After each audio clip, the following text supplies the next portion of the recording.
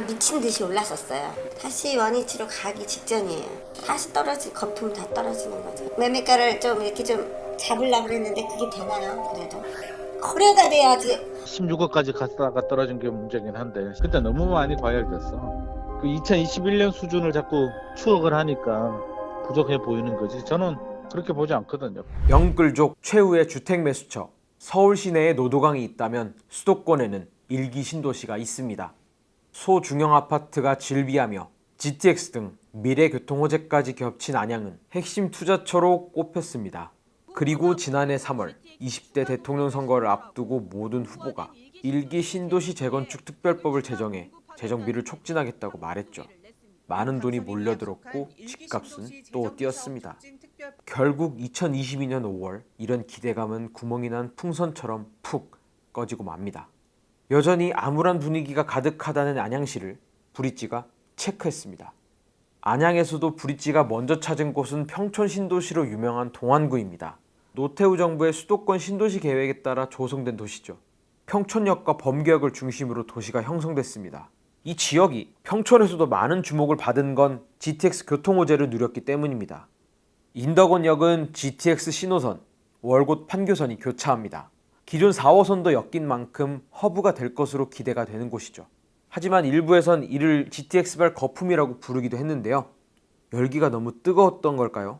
이 지역 집값은 많이 올랐던 만큼 더 빨리 가파르게 추락했습니다. 평촌동에서 집값이 가장 크게 떨어진 아파트는 푸른마을 인덕원 대우입니다. 이 아파트의 전용 면적 84제곱미터의 최고가는 2021년 8월 3일 12억 4천만 원 거래액이었습니다. 그리고 1년하고 9개월이 지난 올해 5월 2일 7억 4천7백만 원에 거래됐습니다. 최고가보다 4억 9천3백만 원, 40% 하락한 금액으로 거의 절반 수준까지 가격이 떨어졌습니다. 저층에서는 6억대 거래까지도 확인이 됩니다. 이 아파트만 떨어진 건 아닙니다. 바로 인접한 곳들도 상황은 비슷한데요. 평촌 삼성레미안과 인덕원 대림 2차의 전용 84제곱미터도 30% 이상 하락한 상황입니다.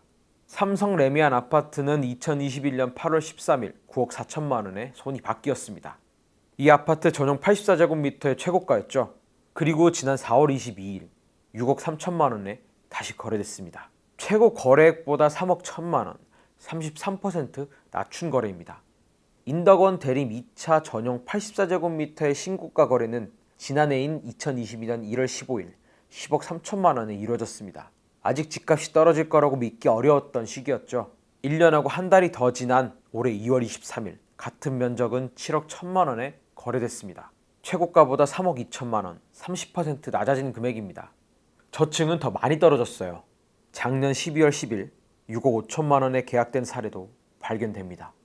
평촌동의 집값 상승 요인이 GTX 등 교통호재였다면 평촌역을 품은 관양동 지역은 재건축 재개발 이슈가 집값에 큰 영향을 줬습니다. 그 중에서도 저희가 살펴볼 아파트는 평촌역을 품고 있는 관양동 주요 아파트입니다.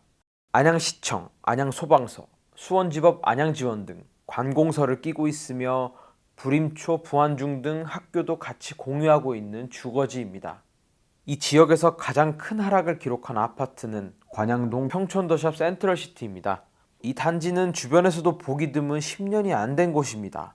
평촌 스마트스퀘어로 불리는 산업단지와 인접해 있습니다. 더샵 센트럴시티 전용 84제곱미터의 최고가 거래는 2021년 8월 23일 15억 4천만 원이었습니다.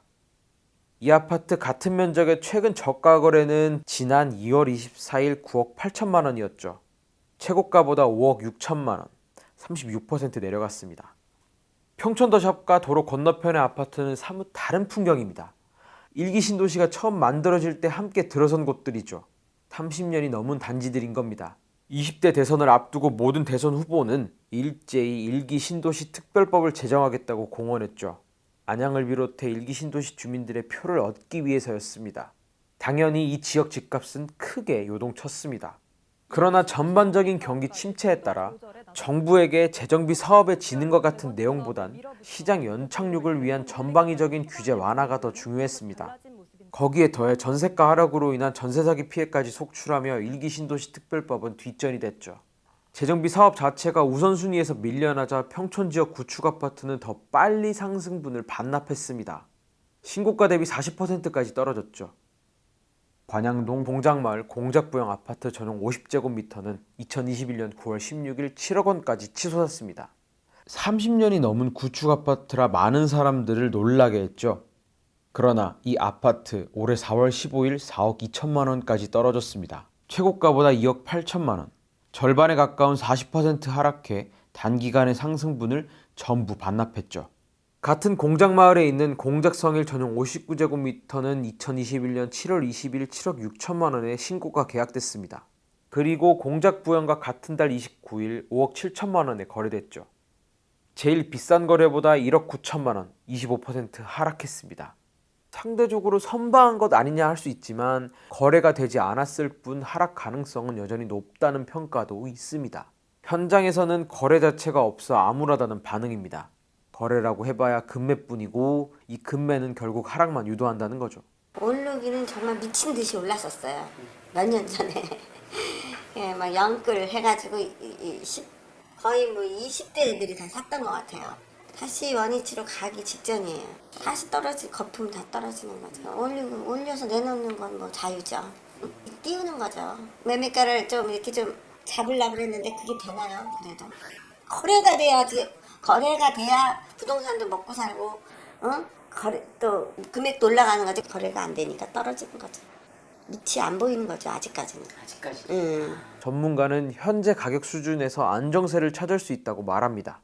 하지만 집주인들에게 2021년 가격은 과도한 상승이었다는 걸 기억하라고 조언합니다. 일기 신도시 재건축 특별법도 사실 뭐 분당이나 일산이나 이런 지역들은 좀 기대감이 큰데 홍천 같은 경우는 용적률도 높아가지고 그리고 특별법이 어떻게 될지도 모르고 일단 특별법 가지고 지금 흥분하는 상태는 아닌 것 같고요.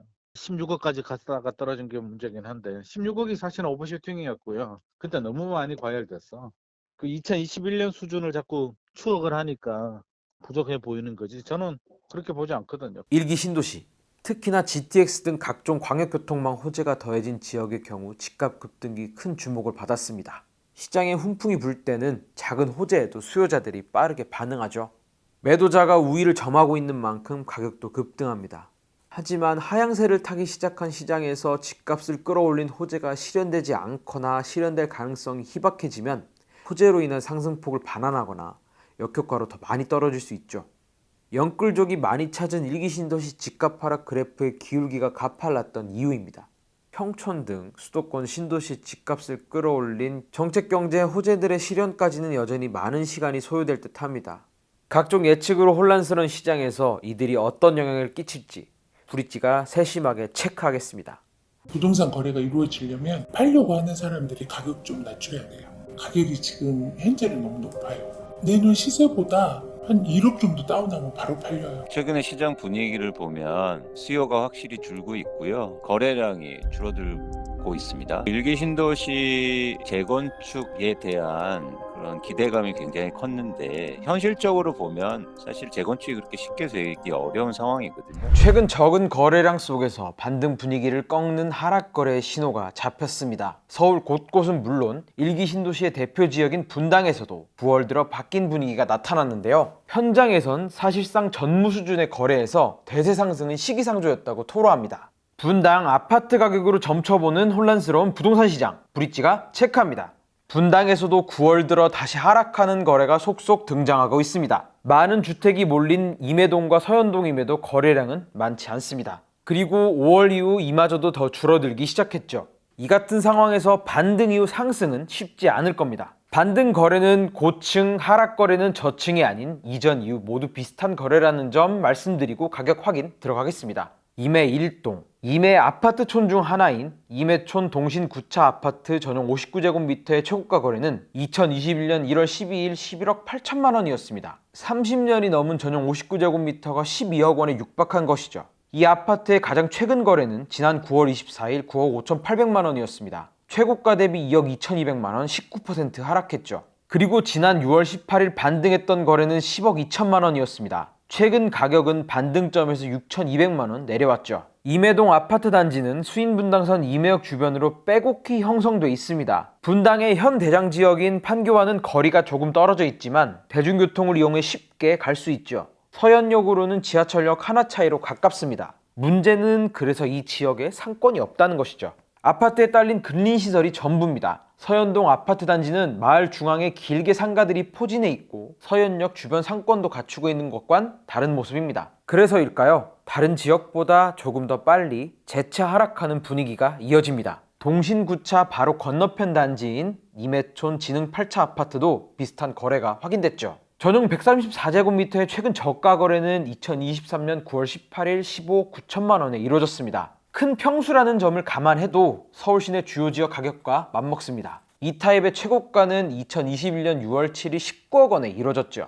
20억 원에 육박했습니다. 최근 저가 거래와는 3억 1천만 원 16% 차이가 납니다. 꺾인 분위기 직전이었던 올해 5월 25일 이 아파트는 전고점에 근접한 17억 4천만 원까지 올랐기도 했죠. 두 아파트 모두 30년 연한을 넘겨 재건축 대상에 들어갑니다. 1기 신도시 재정비 사업의 주요 지역이기도 한데요. 그 가치 때문에 낡은 아파트임에도 서울 내 주요 지역 집값에 맞먹고 있습니다. 최근 이루어진 저가 거래와는 별개로 거래가 완전히 사라진 와중에도 일부 매물의 높은 가격은 재건축 가능성 때문이죠. 이런 상황은 서현동도 마찬가지입니다. 서현동 메인 아파트 단지에서도 서현역 방향과 처음 마주할 수 있는 시범한양의 큰 평수도 9월 들어 하락을 맞이했습니다. 전용 134제곱미터의 최고가 거래는 2022년 4월 30일 19억 7,500만 원이었죠. 같은 타입 가장 최근 저가 거래는 올해 9월 11일 15억 9천만 원으로 전고점 대비 3억 8,500만 원, 19.5% 떨어졌습니다. 지난해부터 뚝뚝 떨어지던 가격은 7월 7일까지 18억 원으로 반등했으나 8월 이후 전국적으로 벌어진 하락기를 피하지 못하고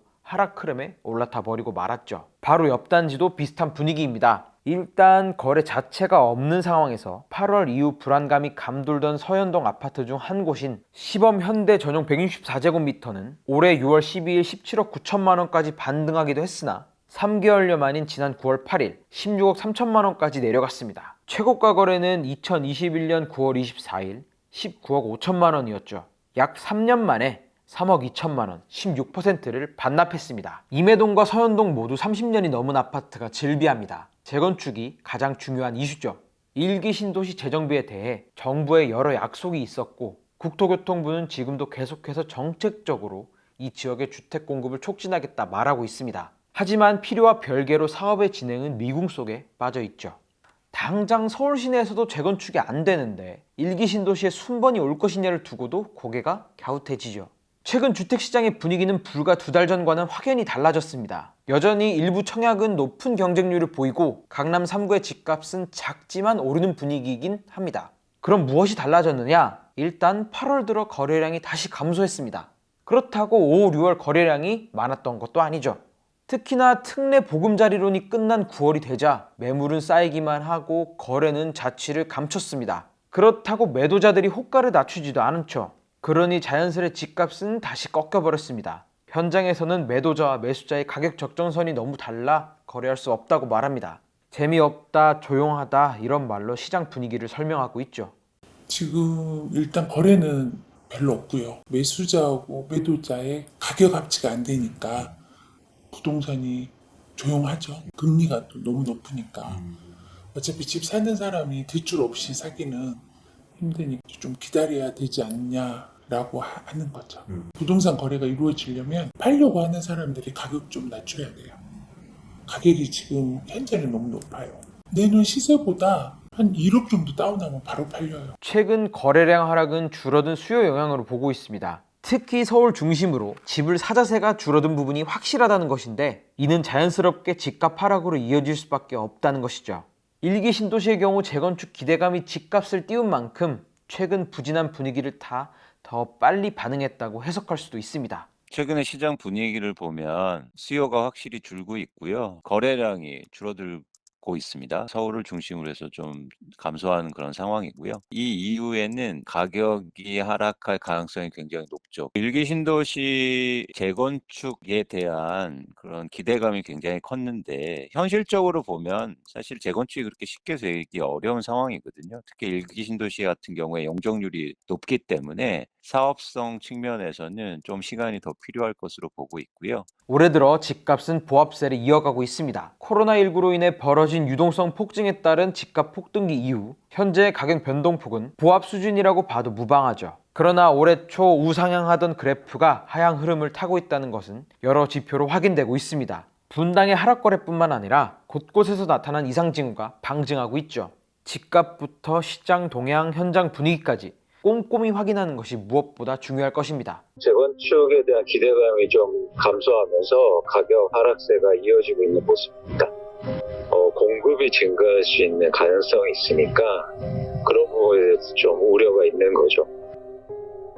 새해가 밝았지만 주택시장은 깨어나지 못하고 있습니다. 아니면 지금이 그냥 깨어있는 시기라고 볼 수도 있겠네요.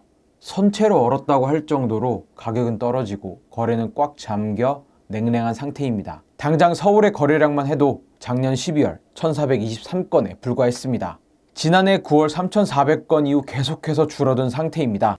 한국 부동산 시장의 지표인 서울이 이러한 상태니 수도권을 비롯한 전국의 분위기는 쉽게 짐작할 수 있습니다. 특히 일기 신도시는 재건축 특별법 기대감에 시장 전체가 요동치고 있습니다. 이번에 저희가 찾아간 일산은 극히 일부 재건축 연한이 도래한 단지를 제외하곤 연말 이후 집값이 급격히 내려가고 있는데요. 사실 재건축 단지들도 버티기에 급급하다는 이야기도 나옵니다. 브릿지가 직접 찾아가 알아보던 코너, 2024년 첫 번째 경기도 고양시 일산 신도시의 집값을 체크해드립니다. 흔히 일산하면 일산 동구와 대화역까지 이어지는 지하철 3호선을 끼고 있는 지역을 뜻합니다. 실제로 일기 신도시 특별법 등 재정비에 대한 기대감을 주도하는 지역도 3호선 역세권 인근 아파트 단지들이죠. 집값이 많이 올랐던 지난 상반기 재정비 대상 단지를 필두로 일산을 비롯한 고양시 전 지역은 수도권에서도 빠르게 집값 상승 분위기를 견인했습니다. 그 중에서도 브릿지가 먼저 찾아간 곳은 경기도 고양시 일산 서구 탄현동에 위치한 일산 두산 이브더 제니스입니다. 주상 복합 아파트로 최고 59층에 달하는 초고층 아파트입니다. 처음 아파트가 들어설 때 웬 논밭에 63빌딩이 여러 채 동시에 세워졌다는 말도 있었는데요. 이 아파트 전용 145제곱미터의 최고가는 2022년 2월 10일 11억 5천만 원을 기록했습니다. 일산에서도 상대적으로 외지에 있지만 미분양의 오명을 떨쳐내고 10억 원을 돌파하며 가치를 입증하는 듯 했죠. 하지만 이러한 분위기는 오래가지 못했습니다. 불과 2년이 안 된 지난 3일 7억 7,500만 원의 손이 바뀌었습니다. 3억 7,500만 원, 32% 급락한 것인데요. 층수의 차이가 있어 마냥 비교하기는 어렵습니다. 그렇다면 지난 최고가 거래와 같은 층수의 거래는 없었을까요?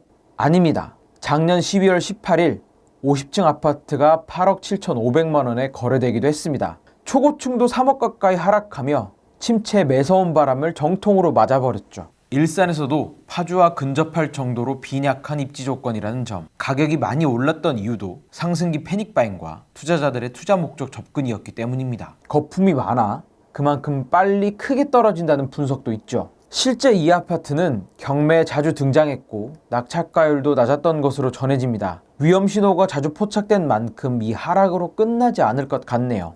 다음은 탄현역에서 한정거장 차이인 일산역 부근 아파트 단지에서 하락 거래가 확인됐습니다. 후곡마을로 불리는 이 아파트촌에서 3단지 현대아파트 가격이 큰 폭으로 떨어졌는데요. 이 아파트 전용 170제곱미터의 최고가 거래는 2021년 6월 17일 11억 원에 이뤄졌습니다. 하지만 이번 달 3일 같은 면적의 물건이 8억 6,500만 원의 주인이 바뀌었습니다. 총 2억 3,500만 원, 21% 하락했죠. 30년이 넘은 아파트지만 바로 한정거장 차이인 탄현 주상복합보다 비싼 가격대를 유지하고 있는 건 후곡마을과 접한 일산 최대이자 인근 경기도 지역 내 최고 수준의 학원가가 있기 때문입니다. 손꼽히는 우수한 중학교와 고등학교 등 학군 입지가 뛰어나다는 것도 가격 방어를 해낸 점이죠. 현재 하락 분위기에선 학군만으로는 가격 방어가 어렵습니다. 또 대형 면적은 학군지 외 다른 입지 조건이 받쳐져야 하는데요. 투자로 인한 이익 창출 가능성이 있어야 하지만 현재 시장 분위기에선 기대할 수 없으니 수요자를 찾기 쉽지 않죠. 그런 분위기가 있어서겠죠. 마두역과 바로 붙어있는 마두동 강촌마을 7단지인 선경 코오롱 아파트 전용 159제곱미터도 큰 폭으로 하락했습니다. 이 아파트 최고가 거래는 2021년 8월 20일 11억 원이었죠. 하지만 지난달인 2023년 12월 11일 7억 8천만 원, 총 3억 2천만 원 떨어졌습니다. 상대적으로 신축이지만 역세권도 아니고 입지 조건이 부족한 아파트는 더 크게 떨어졌습니다. 일산 동구 식사동은 UCT라고 해서 일대 아파트촌이 형성돼 있는데요. 대부분 비슷한 시기 도시개발 사업 분양에 따라 전체 1만 가구 규모가 공급됐습니다. 상대적으로 부족한 입지에 가격대가 높진 않았지만 부동산 호황기 대형 면적은 10억 원을 훨씬 웃돌았죠. 앞서 탄현동처럼 패닉바잉과 투자소요에 따른 가격 상승으로 풀이됩니다. 위시티 자이 전용 196제곱미터의 최고가 거래는 2021년 10월 11일 13억 6,500만 원이었는데요. 지난달인 23년 12월 22일 8억 6천만 원에 거래됐습니다. 5억 500만 원, 36% 하락했습니다. 바로 접한 아파트 위시티 2단지 자이 50평 타입도 2021년 6월 18일 10억 1,500만 원 최고가 거래액을 기록했지만 지난 2일 6억 9,300만 원의 주인이 바뀌었습니다. 총 3억 2,200만 원, 31% 하락했죠. 이러한 택지개발과 주택공급은 1기 신도시 특별법 거품이 더 빨리 효과적으로 꺼지게 만드는 요인이기도 합니다. 긍정적으로 보자면 주택가격의 과도한 상승을 공급으로 억제하는 것이고요. 향후 침체 분위기가 지속된다면 곳곳에 배치된 택지지구 신축 아파트는 물론 핵심지, 역세권 구축 아파트 가격까지 끌고 내려갈 것입니다. 이 같은 하락 분위기는 최근 떨어지고 있는 일산 전세가도 영향이 있습니다. 전국적으로 많은 지역에서 역전세 현상이 벌어지고 있지만 일산의 경우 전세가 하락폭이 커 가격 하락의 주요한 요인이 되고 있다는데요. 역전세 현상이 일산 지역에서 지속되고 있고 재건축에 대한 기대감이 좀 감소하면서 가격 하락세가 이어지고 있는 모습입니다. 아무래도 일산 외곽 지역에 사용할 수 있는 택지들이 많으니까 추가적으로 공급할 수 있잖아요. 그래서 쉽게 말해서 공급이 증가할 수 있는 가능성이 있으니까 그런 부분에 대해서 좀 우려가 있는 거죠. 앞서 살펴본 후곡마을을 비롯해 지하철 3호선 주연역과 가까운 문촌마을, 강선마을, 그리고 3호선을 따라 들어선 일산 지역 내 여러 마을과 그 단지에 빼곡히 들어찬 아파트들은 전부 1기 신도시 특별법 대상지입니다. 대부분 재건축 연한이 다 찼으며 실제 2021년부터 2022년까지 개별 단지 혹은 여러 단지가 통합해 재정비 사업 추진위가 꾸려지거나 아직 조합이 살아있는 곳도 있죠. 특별법도 통과됐고 이제 이 아파트들 재정비 사업 시작하면 집값 더 오르는 것 아니냐 싶으시겠지만 실상 그렇지만은 않습니다. 우선 1기 신도시가 일산만 있는 게 아니죠. 지난번 브릿지가 다녀온 분당 그리고 안양도 모두 해당됩니다.